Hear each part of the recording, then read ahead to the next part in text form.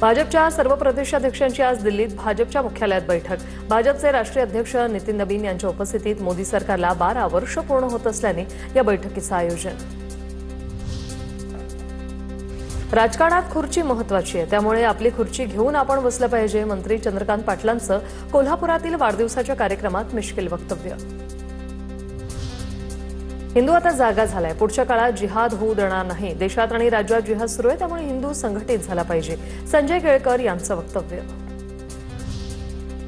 डोंबिवलीतील पिंपळेश्वर महादेव मंदिरात भाजप प्रदेश अध्यक्ष रवींद्र चव्हाणांकडून सहकुटुंब संकल्पपूर्ती पूजन। 8 जूनला मुख्यमंत्री, उपमुख्यमंत्री एकनाथ शिंदे, सुनेत्रा पवारांसह अनेक मंत्री उपस्थित राहणार। दरम्यान पिंपळेश्वर महादेव मंदिराला 4 एकर 25 गुंठे जमीन देण्याचा सरकारचा निर्णय।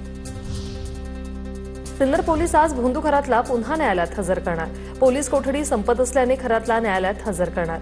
सिन्नरमधील जमीन फसवणूक प्रकरणी खरात पोलीस कोठडीत होता।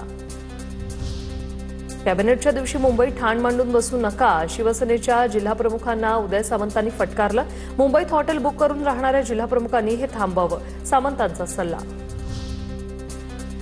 काहींनी पक्षाच्या चिन्हावर निवडणूक जिंकून पक्षाची गद्दारी केली। भाजपने नगरसेवकांना पैसे देऊन नेल्याचा वडेट्टीवारांचा आरोप। विजय वडेट्टीवार यांची नॉट रिचेबल नगरसेवकांवर टीका। नीट पेपरफुटी प्रकरणातील आरोपी मनीषा हवालदारला आज कोर्टात हजर करणार।